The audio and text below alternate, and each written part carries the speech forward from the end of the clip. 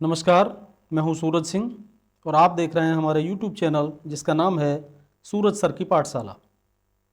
जैसा कि आप जानते हैं, उत्तर प्रदेश माध्यमिक शिक्षा परिषद की हाई स्कूल और इंटरमीडिएट परीक्षाओं की उत्तर पुस्तिकाओं के मूल्यांकन का कार्य चल रहा है।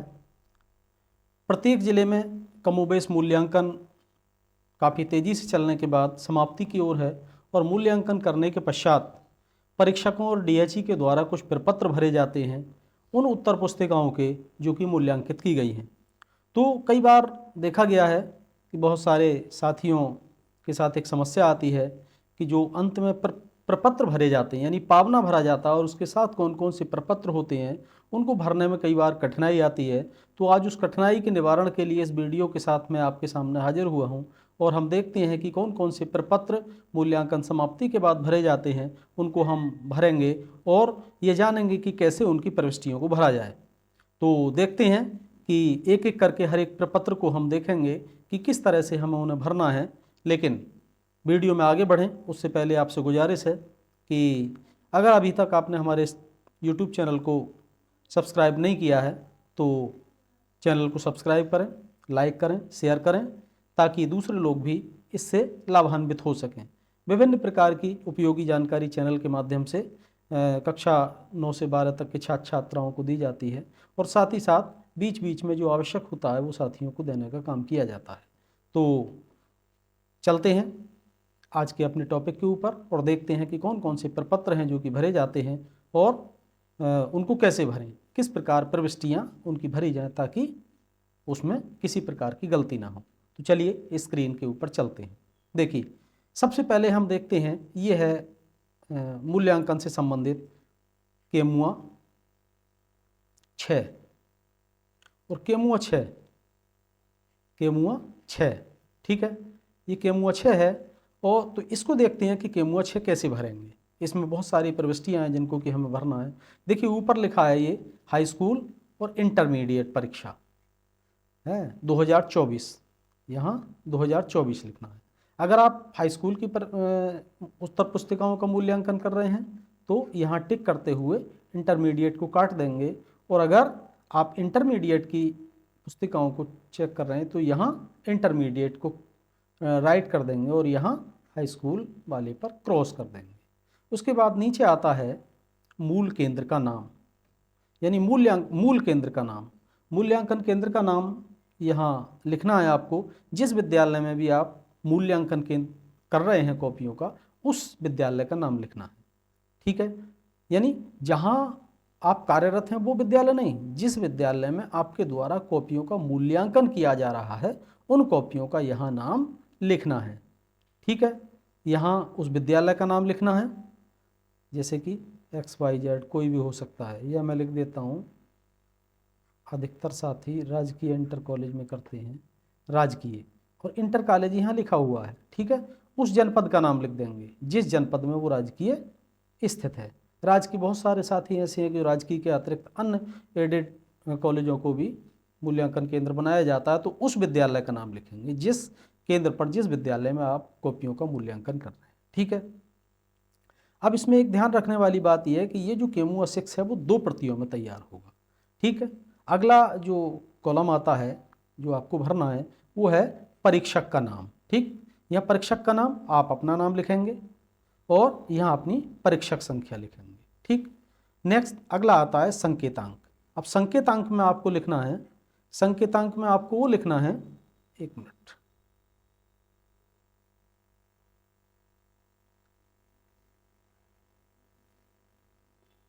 संकेतांक में आप लिखेंगे जिस विषय की कॉपी आप चेक कर रहे हैं उस प्रश्न पत्र पर एक संकेतांक पड़ा होता है, उस संकेतांक को लिखेंगे।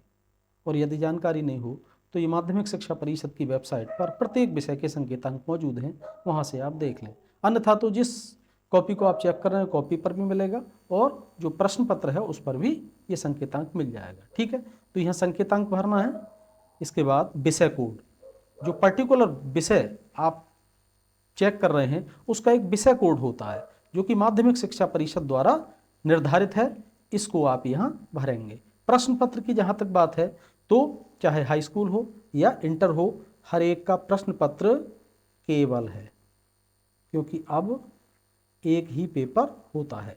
ये तब लागू होता था जब एक विषय में एक से अधिक पेपर हुआ करते थे, तो प्रथम प्रश्न पत्र या द्वितीय प्रश्न पत्र लिखा जाता था।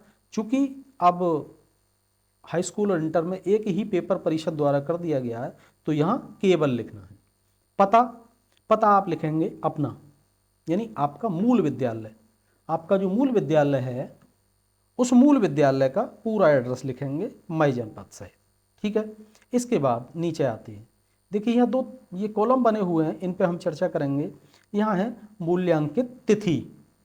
ठीक, तो यहाँ आपको लिखना है कि जिस तारीख में मूल्यांकन किया है, यानी पहले दिन, जिस दिन आपका मूल्यांकन शुरू हुआ है उस दिन की तारीख डालेंगे। जैसे कि अब की बार मूल्यांकन शुरू हुआ 16 तारीख में, तो यहाँ 16/3/2024 लिखेंगे। ठीक, अब आगे इस कॉलम में है आगे केंद्र संख्या।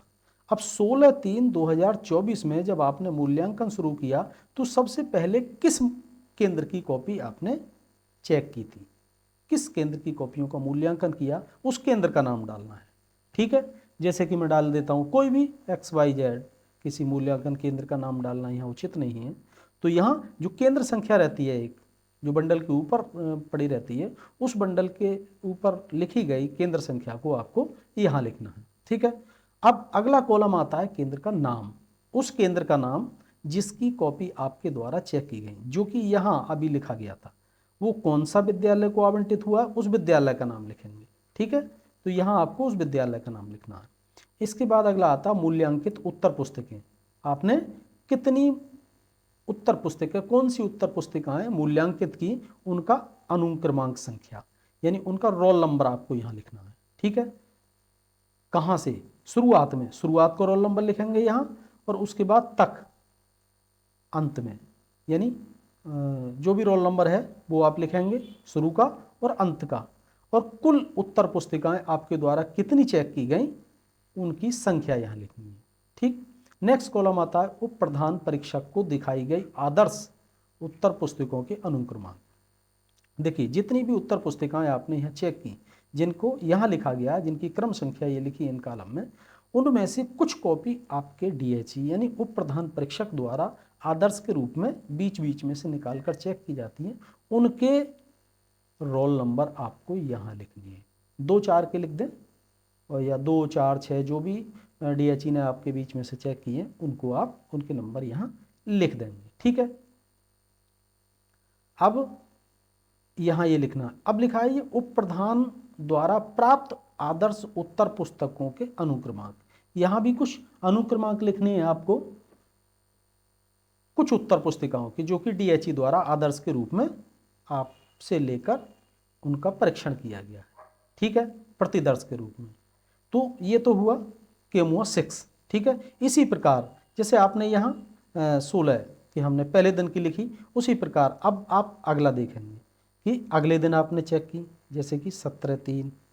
ठीक है, अब 17/3 में भी इसी तरह जिन केंद्रों की कॉपी चेक की उन केंद्रों का नाम लिखेंगे, केंद्र का नाम लिखेंगे, मूल्यांकित उत्तर पुस्तिकाएं, शुरू का रोल नंबर, अंत का और टोटल। इसी प्रकार यहाँ DHE को दिखाई गई आदर्श मूल्यांकित उत्तर पुस्तिकाओं के अनुक्रमांक लिखनी है। अब एक सवाल ये पैदा होता है कि मान लीजिए हमने 16 में तो एक केंद्र किया, अब 17 में एक से अधिक केंद्रों को चेक किया है, तो एक केंद्र की यहाँ लिख दी, या एक केंद्र की एक से अधिक सीरीज की कॉपी चेक की तो एक सीरीज की तो यहाँ लिख देंगे। क्योंकि अब दूसरे सीरीज की जब बात आती है तो यहाँ डैश लगा देंगे। कॉमन सेंटर है, उसी सेंटर की है तो यहाँ सेंटर का नाम भी वही रहेगा, लेकिन एक क्रम हमने यहाँ लिख दिया। ठीक है, संख्या यहाँ आ गई, अब एक क्रम। अब देखिए जब एक से अधिक सीरीज होती है तो यहाँ संख्या टोटल नहीं लिखेंगे, यहाँ केवल क्रमांक लिखा, अंत का अनुक्रमांक लिखा, और फिर यहाँ भी पहला अनुक्रमांक और अंत का अनुक्रमांक। ठीक, उत्तर पुस्तिकाओं की संख्या अब यहाँ लिख दी, उत्तर पुस्तिकाओं की संख्या यहाँ लिखी और इनकी यहाँ लिखी, फिर दोनों को यहाँ योग कर देंगे। ठीक है, दोनों को मिलाकर यहाँ योग कर देना। ठीक, अब अगली बात आती है, जैसे कि अगली तारीख है 18/3। ठीक है, कुछ कॉपी आपने 18/3 में चेक की, एक पर्टिकुलर केंद्र है उसकी कॉपी, ये उसका नंबर लिख दिया, उसका नाम लिख दिया, पहली कॉपी लिख दी, दूसरा अंत का अनुक्रमांक लिया और यहाँ संख्या लिख दी। अब संभव है कि इसमें 2 सीरीज की कॉपी हो, जैसा कि अभी हमने बताया, तो यहाँ भी वही लिखेंगे, अगला अनुक्रमांक और यहाँ संख्या। अब यहाँ हो सकता है कि एक तारीख में आपने एक से अधिक केंद्रों की कॉपी मूल्यांकित की हो, तब हम तारीख यहाँ डैश लगाएंगे ये और इसके बाद अगला मूल्यांकन केंद्र का नाम लिखेंगे। ठीक है, अगले मूल्यांकन के एक केंद्र का नाम नंबर हमने यहाँ लिख दिया, ठीक, उसकी कॉपी यहाँ लिखी गई। दूसरा केंद्र है, उसका नाम यहाँ अलग लिखेंगे, जैसे कि XYZ कोई भी नाम होगा। इसकी कॉपियों का प्रारंभिक अनुक्रमांक, अंत का और कुल उत्तर पुस्तिकाएं। अब संभव है कि इसमें भी 2 सीरीज हों, 2 से अधिक हों, तो इसी क्रम को अपनाएंगे। तो इस तरह से हमें ये भरना है और भरने के बाद अंत तक नीचे तक भरते जाएंगे और नीचे की जो प्रविष्टियाँ हैं उनको हम देखते हैं। ठीक, ये करने के बाद इसको हमें क्या करना है, अपने हस्ताक्षर करने हैं। यहाँ अपने हस्ताक्षर, परीक्षक को अपने हस्ताक्षर करने हैं। परीक्षक का नाम यानी अपना नाम लिखना है और पते में अपने मूल विद्यालय का नाम लिखना है, जहाँ आप नियुक्त हैं उस विद्यालय का नाम और जनपद सहित। यहाँ इस आपकी प्रविष्टियों को सत्यापित किया जाएगा किसके द्वारा, DHE के द्वारा। ठीक है, तो यहाँ उप प्रधान परीक्षक अपना नाम लिखेंगे, अपने विद्यालय का नाम लिखेंगे और अपनी परीक्षक संख्या लिखेंगे। ठीक है, ये हमारा केमो 6 का काम हुआ। अब केमो 6 के बाद जो अगला प्रपत्र आता है वो है लिखित कार्य का पारिश्रमिक, यानी इसमें सब मूल्यांकित उत्तर पुस्तिकाओं और पारिश्रमिक का विवरण रहता है। इसकी प्रविष्टियों को देखते हैं। इसमें सबसे पहले है मूल्यांकन केंद्र का नाम। जिस विद्यालय में आप उत्तर पुस्तिकाओं का मूल्यांकन कर रहे हैं उसका नाम लिखना है, जो भी उस विद्यालय का नाम है, जनपद सहित। वर्ष लिखेंगे, यानी किस वर्ष, तो हम 2024 लिख देंगे यहाँ। इसके बाद नीचे आते हैं, आगे जो विवरण दिया गया है उस विवरण में है, देखिए यहाँ दिया है कि प्रधान, संयुक्त प्रधान, उप प्रधान और सहायक परीक्षकों को। आप सहायक परीक्षक हैं तो सहायक परीक्षक पर टिक करेंगे, उप प्रधान परीक्षक हैं तो उप प्रधान परीक्षक पर टिक करेंगे। ठीक है, इसके बाद अगर हाई स्कूल की कॉपी चेक कर रहे हैं तो यहाँ हाई स्कूल टिक करेंगे, इंटरमीडिएट की हैं तो इंटरमीडिएट टिक करेंगे। जिसको टिक करें उसके अतिरिक्त तो दूसरे को क्रॉस कर दें, ये बेहतर तरीका है। आगे परीक्षा वर्ष लिखेंगे और ये है 2024 में परीक्षक के रूप में लिखित कार्य करने का पारिश्रमिक। ठीक है, अब हम देखते हैं कि इसमें हमें कौन कौन सी प्रविष्टियों को भरना है। तो सबसे पहले आता है विषय तथा प्रश्न पत्र। देखिए, विषय के अंतर्गत हमें वो लिखना है जिस विषय की उत्तर पुस्तिकाओं का हम मूल्यांकन कर रहे हैं। ठीक है, यहाँ उस विषय का नाम लिखना है यहाँ, और इसके बाद प्रश्न पत्र। प्रश्न पत्र के बारे में हमने बता दिया। प्रश्न पत्र चूंकि अब केवल लिखा जाएगा, सभी विषयों में एक ही पेपर होता है, तो केवल अपने विषय का नाम लिखकर यहाँ केवल लिख देंगे, आगे ब्रैकेट में लिख दें। ठीक है, अब प्रथम और द्वितीय प्रश्न पत्र का कोई कंसेप्ट नहीं बचा है। ठीक, अब आगे आता है केंद्रों के नाम। केंद्रों के नाम, कौन से केंद्रों के नाम, जिनकी उत्तर पुस्तिकाएं आपने चेक की हैं, जिनका मूल्यांकन किया है, और उसमें लिखा है ये ब्रैकेट में केंद्र संख्या सहित अलग अलग लिखे जाएं। ठीक है, अब देखते हैं यहाँ कि हमने जिन केंद्रों की उत्तर पुस्तिकाओं का मूल्यांकन किया है उनको यहाँ लिखेंगे। केंद्र का नाम लिखना है, संपूर्ण नाम। ठीक है, तो उसके लिए हमें क्या करना है कि सबसे पहले तो हमें केंद्र संख्या लिखनी है, यहाँ उस केंद्र की संख्या लिखनी है। यहाँ अंतर केमो 6 के अलावा ये है कि केमो 6 में हमने वहाँ डेट लिखी है, यहाँ हम डेट नहीं लिखेंगे, यहाँ केवल केंद्रों का ब्यौरा देंगे। तो यहाँ केंद्र संख्या यानी पहले दिन जो केंद्र की कॉपी चेक की हमने, उस केंद्र का नंबर और उसके आगे उस केंद्र का नाम लिख देंगे। ठीक है, जैसे कि मैं उदाहरण के रूप में लिख देता हूँ, राजकीय इंटर कॉलेज, जिस भी जनपद में स्थित हो उसका नाम लिख देंगे आप। इसके बाद अगला आता है, देखिए ये कॉलम लिखा है कि मूल्यांकित उत्तर पुस्तिकाओं की संख्या। इस कॉलम में आपको उन उत्तर पुस्तिकाओं की संख्या लिखनी है जो कि आपने मूल्यांकित की है, जिनका आपके द्वारा मूल्यांकन किया गया है। ठीक है, तो जैसे कि एक हमने केंद्र रेखा। अब इस केंद्र की कई सीरीज की कॉपी भी हैं या कई दिन में भी चेक की हैं, लेकिन वो कोई मैटर नहीं करता। इस केंद्र से संबंधित जितनी भी उत्तर पुस्तिकाएं आपने चाहे एक दिन में मूल्यांकन किया है उनका, या 2 दिन में किया है, या 3 दिन में किया है, ठीक है, उन सब की कलेक्टिव संख्या यहाँ लिख देनी है। ठीक, टोटल यानी एक केंद्र की संपूर्ण सभी कॉपियाँ यहाँ उनकी संख्या यहाँ लिखी जाएगी। इसी प्रकार आप सभी क्रम से लिखते चले जाएंगे और लिखने के बाद यहाँ उनका योग कर देंगे, कुल जितनी उत्तर पुस्तिकाएं आपके द्वारा मूल्यांकित की गई। नेक्स्ट ऊपर देखते हैं अब कौन कौन सी कॉलम है। इसके बाद अगली बात आती है निम्नांकित कार्य के लिए पारिश्रमिक, यानी अब पारिश्रमिक का आपका कितना हुआ ये हम देखेंगे। तो उसके लिए हम यहाँ लिख देंगे, जैसे कि हाई स्कूल की कॉपी चेक की है तब हाई स्कूल, और इंटर की हैं तो इंटर। ठीक है, तो यहाँ लिखेंगे हम, जैसे कि हाई स्कूल की बात करें, हाई स्कूल और यहाँ विषय का नाम लिख देंगे, अपने विषय का नाम लिखेंगे उत्तर पुस्तकें जांचने के लिए। अब रुपए और पैसे लिखिए, यानी कितने रुपए आप योग करेंगे। जैसे कि अभी हाई स्कूल का है, जैसे आपने 100 कॉपी चेक की तो यहाँ 11 रुपए।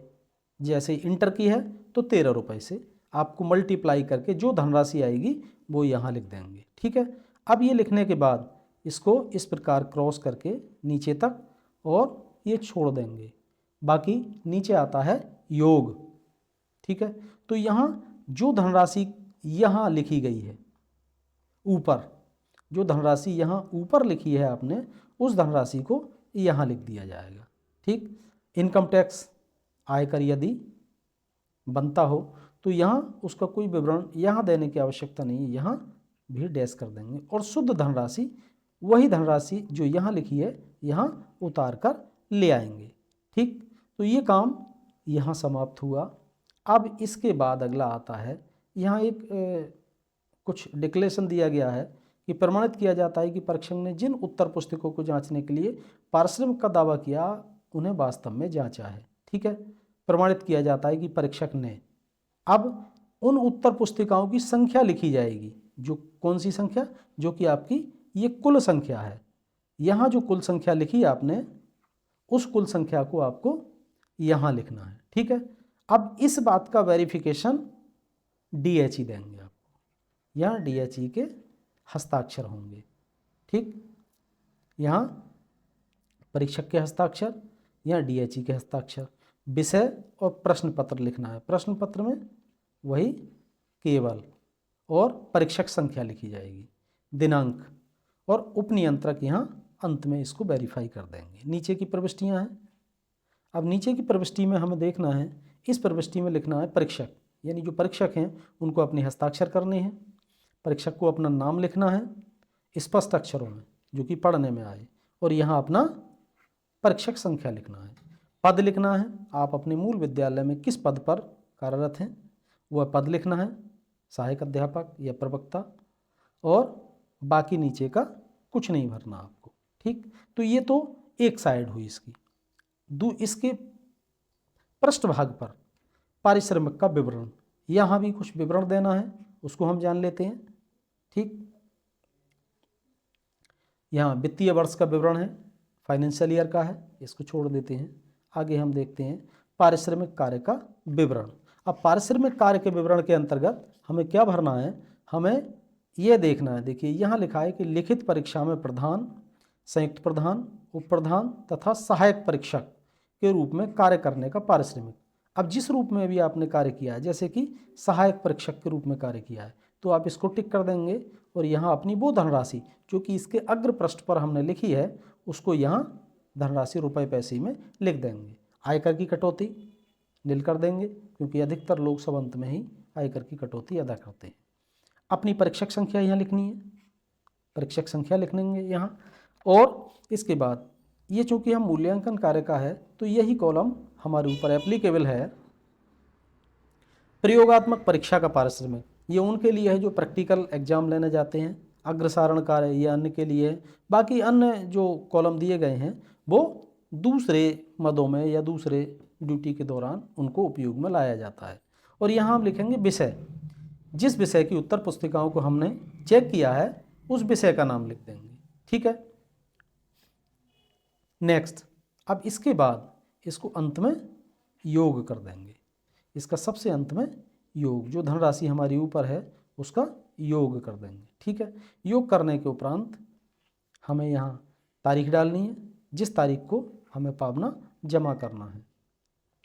हस्ताक्षर, पद का नाम और अपना पता, मूल विद्यालय का नाम जिसमें आप कार्यरत हैं उसका पूरा विवरण लिखना है। ठीक है।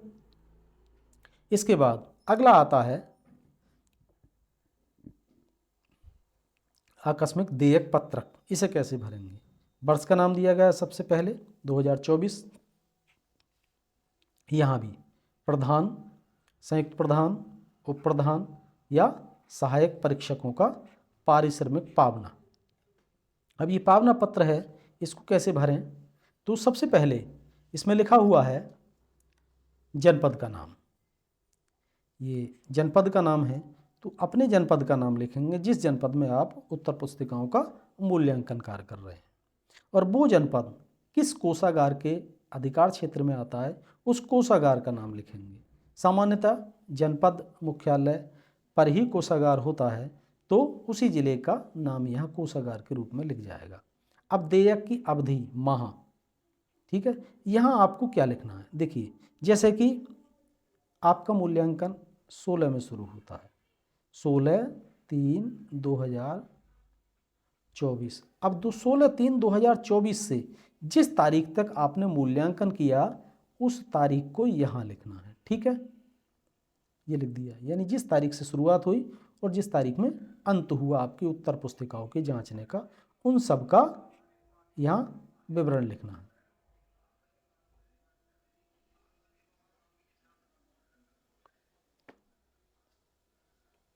नेक्स्ट, आगे आते हैं, बीच के कॉलम छोड़ देंगे, ये हमें भरने की आवश्यकता नहीं है। अब अगला कॉलम आता है, देखिए यहाँ स्वीकृति आदेशकर्ता का पदनाम एवं कार्यालय।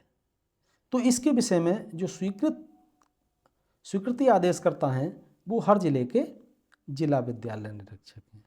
तो यहाँ हम लिखेंगे जिला विद्यालय निरीक्षक। ठीक है, यहाँ अपने जनपद का नाम लिख देंगे। ठीक है। नेक्स्ट है यहाँ भुगतान का विवरण। अब भुगतान के विवरण में लिखेंगे हम बोर्ड परीक्षा 2024, बोर्ड परीक्षा 2024 हाई स्कूल की उत्तर पुस्तिकाएं चेक कर रहे हैं तो लिखेंगे हाई स्कूल की उत्तर पुस्तिकाओं के मूल्यांकन हेतु। ठीक है, ये लिख देंगे। इसके बाद यहाँ जो इस कॉलम में लिखेंगे अपने विषय का नाम, जिस विषय की उत्तर पुस्तिकाएं चेक की। ठीक है, विषय का नाम लिखेंगे और इसका, अब जैसे कई विषय ऐसे होते हैं जिस पार्ट की आपने कॉपी चेक की, जैसे विज्ञान है, सामाजिक विज्ञान है, उसमें 2 पार्ट होते हैं, प्रथम भाग और द्वितीय भाग। तो उसमें जिस भाग की कॉपी आपने चेक की है उस भाग का नाम यहाँ ब्रैकेट में लिख देंगे। ठीक, इसके बाद मूल्यांकित उत्तर पुस्तिकाओं की संख्या लिखनी है, यानी कितनी कॉपी आपने चेक की, फिर जिस दर से पारिश्रमिक मिलना है उसको आपको मल्टीप्लाई कर देना है। हाई स्कूल है तो 11 है और इंटर है तो 13, और कुल रकम जो आती है उस रकम को यहाँ रुपए और यहाँ पैसे में लिख देंगे। ठीक है, सकल धनराशि लिखेंगे। सकल धनराशि में भी वही धनराशि लिखेंगे जो कि ऊपर लिखी है, यहाँ रुपए यहाँ पैसे। कटौतियों का विवरण नील, संपूर्ण कटौतियाँ क्रॉस कर देंगे और शुद्ध देय धनराशि यहाँ वही धनराशि को सीधे यहाँ उतार कर ले आएंगे रुपए और पैसे के रूप में। ठीक है, ये यहाँ भरना है। इसके बाद नीचे का पोर्शन हम देखते हैं। नीचे यहाँ हमें अपने हस्ताक्षर करने हैं, स्पष्ट नाम लिखना है, पदनाम लिखना है और अपने विद्यालय का नाम, जिस विद्यालय में हम नियुक्त हैं, कार्य कर रहे हैं। ठीक, अब यहाँ आता है निर्गत चेक का विवरण। देखिए यहाँ चेक का विवरण नहीं देना है, यहाँ आपको अपनी बैंक का विवरण देना है। अपना नाम लिखेंगे, यहाँ नाम लिखेंगे, अपनी बैंक का नाम जिसमें आपका खाता है और जिस बैंक में आप इसका पैसा मंगाना चाहते हैं उसका बैंक का नाम, बैंक शाखा जहाँ स्थित है वह है, यहाँ अकाउंट नंबर, ठीक है, और यहाँ IFSC कोड, यहाँ IFSC कोड लिखेंगे। ये स्पष्ट होना चाहिए, ठीक है। अब ये स्पष्ट रूप से लिखने के बाद ये कंप्लीट हो गया। अब इसका पृष्ठभाग है, हम उसके पृष्ठभाग को देखते हैं। इसके पृष्ठभाग में क्या क्या लिखना है, जैसे कि यहाँ लिखा है व्यय संबंधी विवरण। अब व्यय संबंधी विवरण के बारे में यहाँ परीक्षक संख्या लिखा है, यहाँ अपनी परीक्षक संख्या लिखेंगे, अपना नाम लिखेंगे, ठीक, और पद भी लिखेंगे और पद के साथ अपने विद्यालय का नाम लिखेंगे। उसके बाद यहाँ धनराशि लिख देंगे। धनराशि लिखने से पहले यहाँ आपको कुल मूल्यांकित उत्तर पुस्तिकाओं की संख्या, यानी जितनी उत्तर पुस्तिकाएं आपने मूल्यांकन किया है उनकी संख्या, ठीक है, मल्टीप्लाई उस दर से, और यहाँ जो धनराशि आती है मल्टीप्लाई करने के बाद, गुणा करने के बाद, उसको यहाँ लिखेंगे रुपए और पैसे, ठीक है। नेक्स्ट, इसके बाद वही धनराशि सकल धनराशि वाले कॉलम में लिख दी जाएगी। इस कॉलम में यहाँ रुपए और पैसे, कटौतियाँ इसी प्रकार संपूर्ण कटौती निल, और इसके बाद शुद्ध देय धनराशि यहाँ, इसी धनराशि को जो ऊपर लिखी उसी को हम नीचे ले आएंगे, ठीक है। अब देखिए एक आड़ी लाइन दिखती है यहाँ, ये सीधी ये आड़ी लाइन दिखाई देती है, यहाँ लिखा है रुपए और के अंतर्गत। अब यहाँ जो धनराशि आपकी ये है, ठीक, उस धनराशि से 1 रुपया अधिक करके यहाँ लिखना है लाल कलम से। ये अनिवार्य रूप से लाल कलम से आपको यहाँ भरना है, ठीक है। जो धनराशि आपकी बनती है उससे 1 रुपये अधिक लिखना है और इसको लाल कलम से लिखना है, ठीक है। इसके बाद अगला जो आता है कॉलम वो है हस्ताक्षर का। आप अपने हस्ताक्षर करेंगे, अपना नाम लिखेंगे, अपना पद नाम और अपने विद्यालय का पता, ठीक है। यहाँ शब्दों में रुपए लिखा है, जितने रुपए ये यहाँ लिखे हैं उनको यहाँ शब्दों में लिखेंगे, यहाँ रुपयों को अंकों में लिखेंगे और यहाँ तारीख डालेंगे, ठीक। ये करने के बाद नीचे आता है यहाँ भुगतान प्राप्त किया, यहाँ रुपए लिखेंगे, यहाँ अपने साइन करेंगे, यहाँ रुपए अंकों में लिखेंगे, ठीक है। अधिकृत व्यक्ति का नाम, ठीक है।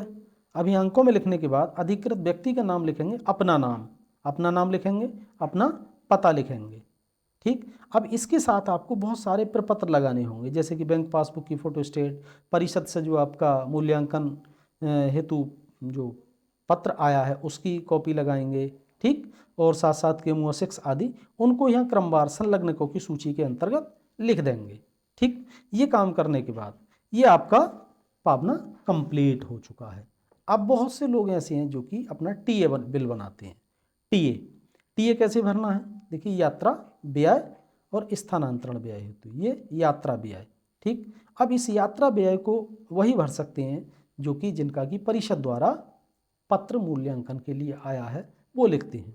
सबसे पहले आपको इसमें ऊपर लिखना है बैंक का नाम, जिस बैंक में आप ये धनराशि प्राप्त करना चाहते हैं उस बैंक का नाम लिखेंगे, अपना खाता नंबर लिखेंगे, IFSC कोड लिखेंगे और अपना मोबाइल नंबर लिखेंगे, ठीक है। अब यहाँ लिखना है जनपद का नाम, जिस जनपद में आप उत्तर पुस्तिकाओं का मूल्यांकन कर रहे हैं उस जनपद का नाम, कोषागार का नाम, देयक की अवधि, वही अवधि किस तारीख से, यानी जैसे कि 2024 में 16/3/2024 से ये प्रारंभ हुई है और जिस तारीख को अंत हुआ है वो डेट यहाँ लिख देंगे, ठीक है। ये लिखने के बाद अब यहाँ भी आपको कुछ और प्रविष्टियाँ करनी हैं, जैसे कि यात्रा व्यय किस हेतु आपको प्रदान किया जाए उसका कारण लिखना है। तब आप लिखेंगे यहाँ यात्रा व्यय, जहाँ लिखा है उसके आगे लिखेंगे उत्तर प्रदेश बोर्ड परीक्षा, यानी उत्तर प्रदेश बोर्ड परीक्षा उत्तर पुस्तिकाएं अब आगे लिख देंगे हाई स्कूल या इंटर, जो भी आपके संबंध में लागू होता हो, के मूल्यांकन के बाबत, ठीक है, ये लिख देंगे। अब ये लिखने के बाद अब बात आती है आगे कि आपका टीए का भुगतान इस मद हेतु किया जाएगा। जैसे हमने पावना में देखा, एक सीधी खड़ी लाइन है, या हमें धनराशि लिखनी है, तो आपको धनराशि कौन सी लिखनी है उसके बारे में हम देखेंगे। उसका विवरण पृष्ठ भाग पर इसके बैक साइड में दिया होगा। जो भी धनराशि संपूर्ण बनेगी उससे 1 रुपया अधिक आपको यहाँ लिखना है, ठीक है। अब इसके बाद धनराशि का विवरण लिखना है यहाँ। अब धनराशि लिखनी है भुगतान हेतु रुपए, यहाँ रुपए लिखनी है अंकों में और नीचे शब्दों में। प्राप्त किया, पारित किया, यहाँ नियंत्रक के साइन होंगे, यहाँ आपके साइन से कोई मतलब नहीं है। अब यहाँ आता है आहरण वितरण अधिकारी का, यानी डीडीओ, उनके उपयोग के लिए है। आपको केवल क्या करना है, यहाँ धनराशि लिखनी है, यहाँ धनराशि लिखनी है अंकों में और यहाँ शब्दों में, ठीक। ये लिखने के बाद आपको अपने हस्ताक्षर करने हैं वहाँ जहाँ लिखा है भुगतान प्राप्त किया, ठीक है, इस जगह पर अपने हस्ताक्षर करने हैं। और ये इसका अग्रभाग कंप्लीट हो चुका है। अब चलते हैं इसके बैक साइड की ओर। बैक साइड में टीए कैसे भरना है इसको हम जान लेते हैं, थोड़ा सा इसको समझना है। अब कैसे भरा जाएगा इसको देखते हैं। देखिए सबसे पहले लिखा हुआ है यात्रा भत्ता देयक माह, ठीक है। तो आपको यहाँ क्या लिखना है, माह नहीं लिखना, क्योंकि आपका जो मूल्यांकन का कार्य किया है इसमें आप तारीख डालेंगे 16/3/2024, ठीक है। यहाँ से किस तारीख तक आपने मूल्यांकन किया है वह है, ठीक। ये लिखने के बाद आप नीचे कॉलम में लिखेंगे नाम लिखा है, अपना नाम लिखेंगे, यहाँ अपना पदनाम लिखेंगे और अपना वेतनमान लिखेंगे। आपका वेतनमान क्या है, यानी ग्रेड पे, और ग्रेड पे लिखेंगे और पे बैंड, ग्रेड पे और पे बैंड दोनों लिखेंगे। और मुख्यालय, मुख्यालय यानी जनपद का नाम, जिस जनपद में आप उत्तर पुस्तिकाएं मूल्यांकित कर रहे हैं उस जनपद का नाम लिखना है। अब नीचे आते हैं, देखिए अब आता है यहाँ कॉलम स्टेशन। अब स्टेशन में आपको क्या करना है, जैसे कि आप तारीख, जिस तारीख में डेट यहाँ आएगी, स्टेशन आपका कौन सा हुआ, स्टेशन हुआ वो विद्यालय जिस मूल विद्यालय में आप कार्यरत हैं उस विद्यालय का नाम यहाँ लिखेंगे, ठीक है।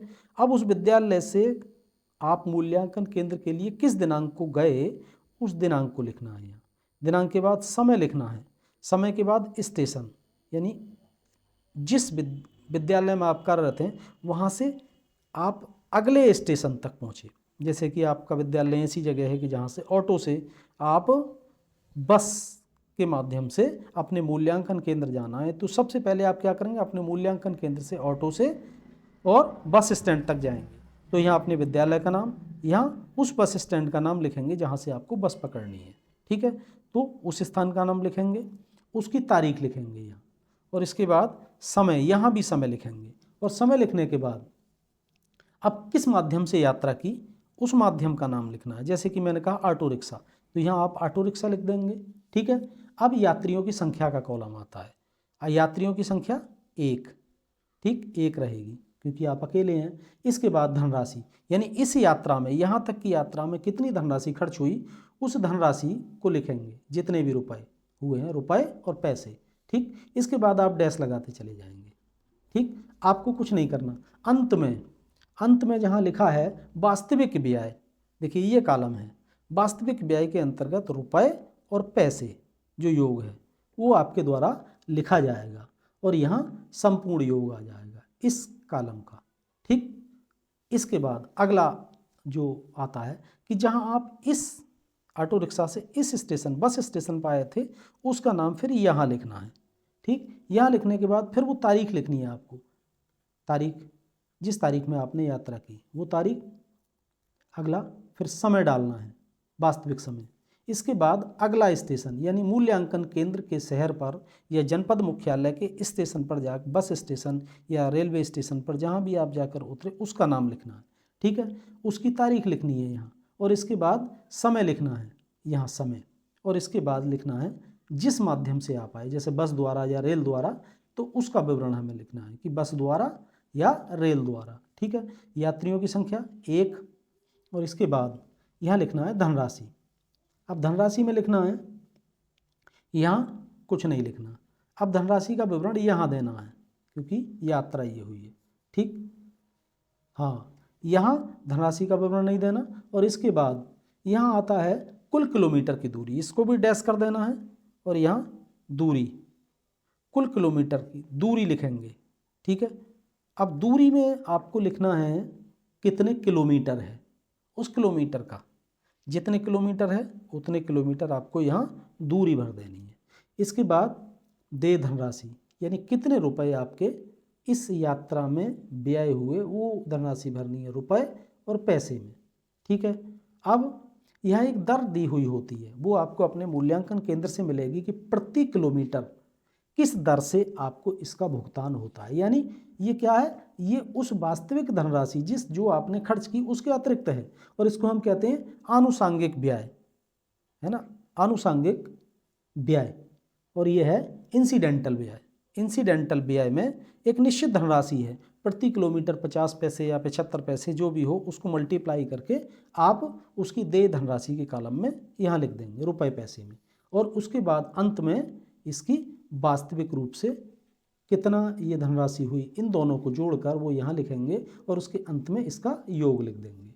ठीक है, इसके बाद आगे, अब आगे आता है कि सपोज दैट आप यहाँ जिस स्टेशन पर, बस स्टेशन या रेलवे स्टेशन पर यहाँ उतरे, उससे अभी मूल्यांकन केंद्र आपका दूर है, तो इस स्टेशन का नाम यहाँ लिखेंगे। ठीक, उसके बाद यहाँ तारीख डालेंगे, यहाँ समय लिखेंगे, और फिर आप उस मूल्यांकन केंद्र का नाम लिखेंगे जहाँ आप पहुँच चुके हैं। ठीक है, उसका नाम लिखेंगे, तारीख लिखेंगे जिस तारीख में पहुँचे, वो समय लिखेंगे जिस समय पहुँचे, और किस माध्यम से पहुँचे वो माध्यम लिखेंगे। जैसे कि आप जिस रूप में भी गए, ऑटो रिक्शा द्वारा या टेम्पो द्वारा या जिस माध्यम से गए, वो उस वाहन का नाम लिखेंगे।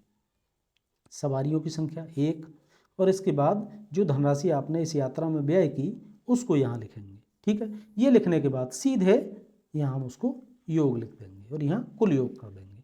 ठीक है, तो ये एक तरह से हमारे पहुँचने का एक तरफ का यात्रा वृत्तांत हो गया, यानी अपने मूल विद्यालय से मूल्यांकन केंद्र तक पहुंचने का संपूर्ण विवरण किराए भाड़े का इसमें अंकित हो गया। अब यहाँ हम लिखेंगे दैनिक भत्ता, क्योंकि परीक्षा केंद्र पर उपस्थित रहने का हमारा प्रतिदिन का दैनिक भत्ता प्राप्त होता है। तो यहाँ दैनिक भत्ता लिखेंगे, यहाँ कुछ नहीं लिखना है, यहाँ क्रॉस करते चले जाएंगे और आपको कहाँ लिखना है, लास्ट में जहाँ दैनिक भत्ता लिखा हुआ है। देखिए दैनिक भत्ता का कॉलम ये है, तो हम सीधे आएंगे यहाँ, बाकी सब में डैश करते हुए, है ना, डैश कर देंगे यहाँ तक।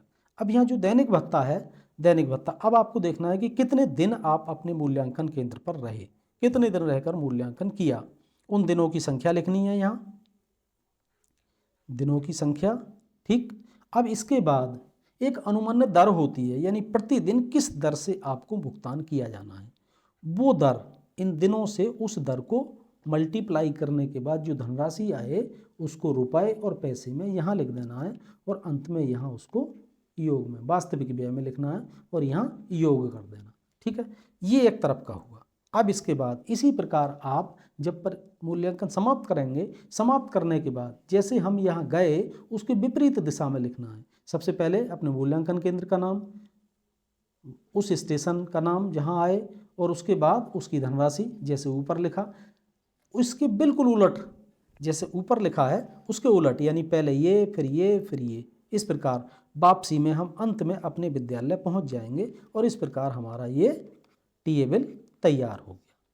ठीक, अब अंत में हमें क्या करना है, संपूर्ण योग, जो भी टोटल है उस संपूर्ण योग हमें यहाँ करना है, जहाँ ये ना वास्तविक व्यय, इसमें टोटल लिखना है, यहाँ संपूर्ण योग कर देना। अब यात्रा भत्ता का अग्रिम, यदि कोई अगर कोई पहले से प्राप्त कर लिया है तो वो लिखना है, लेकिन ये होता नहीं है अक्सर ऐसा, तो इसको डैश कर देंगे और यहाँ शुद्ध धनराशि यहाँ लिख दी जाएगी। यही वो धनराशि है जो इसके अग्रभाग पर आपको लिखनी है। ठीक, अब यहाँ लिखा है यात्रा करने वाले के हस्ताक्षर, यहाँ अपने हस्ताक्षर करेंगे और नीचे घोषणा डिक्लेरेशन लिखनी होती है कि मैं शपथ पूर्वक घोषणा करता हूँ कि कि मैं शपथ पूर्वक घोषणा करता हूँ कि, अब इसके बाद नंबर 1 डाल के लिखें। ठीक है, इसमें लिखना है कि यह यात्रा जनहित में की गई है, यह यात्रा जनहित में की गई है। ठीक है, नंबर 2 लिखना है, यह यात्रा उत्तर प्रदेश माध्यमिक शिक्षा परिषद की हाई स्कूल या इंटर, जो भी लागू हो, इंटर की उत्तर पुस्तिकाओं के मूल्यांकन हेतु की गई है। ठीक है, ये। और तीसरा लिखना है, यात्रा किराए के वाहन से की गई है। मैं लिख देता हूँ, यहाँ आगे जगह कम है, लेकिन आप यहाँ 3 नंबर डाल के लिखेंगे, यानी यात्रा किराए के वाहन से की गई है। और अगला है चौथा डिक्लेरेशन, कोई तथ्य छिपाया नहीं गया है। ये घोषणा हो जाएगी और इसके नीचे आप अपने यहाँ साइन कर देंगे। ठीक है, तो ये आपका टेबल कंप्लीट हो गया। तो इस प्रकार ये जो प्रपत्र हैं ये आपको भरने हैं, और इनके साथ ही अब जो टेबल होगा, इस टेबल के साथ आपको एक दूरी प्रमाण पत्र लगाना है, जो कि आपके विद्यालय के प्रधानाचार्य के द्वारा आपको निर्गत किया जाएगा। इसके साथ ही कौन कौन से प्रपत्र लगाने हैं, एक लगाना है जो परिषद द्वारा आपको लेटर दिया है, अथॉरिटी लेटर, उसकी फ़ोटोकॉपी, अपनी बैंक पासबुक की फ़ोटोकॉपी, और दूरी प्रमाण पत्र लगाते हुए इन सभी प्रपत्रों को अपने DHE के माध्यम से उप नियंत्रक के कार्यालय में जमा करा देना है, ताकि आपका उत्तर पुस्तिकाओं के मूल्यांकन का की जो धनराशि है वो यथा समय और बिना किसी त्रुटि के आपको प्राप्त हो जाए। तो ये सभी प्रपत्र थे जिनको कि आपको भरने में मदद करने हेतु ये वीडियो तैयार किया गया। आपको ये वीडियो अगर अच्छा लगा हो, इससे कुछ लाभ मिले, तो आप इसको अपने मित्रों को जारी करिए, यानी शेयर करिए, ताकि इससे ज़्यादा से ज़्यादा लोग और व्यक्ति लाभ उठा सकें। और अगर आपने अभी तक चैनल को सब्सक्राइब नहीं किया है तो आपसे गुजारिश है कि चैनल को सब्सक्राइब करें, और ताकि इसी प्रकार के वीडियो आपको मिलते रहें, और साथ ही साथ बेल आइकन को भी प्रेस कर दें। तो जुड़े रहिए हमारे साथ, इसी प्रकार के जानकारी से भरे हुए और विभिन्न प्रकार के वीडियो लेकर आपके सामने हाजिर होते रहेंगे। आपका बहुत बहुत शुक्रिया। नमस्कार।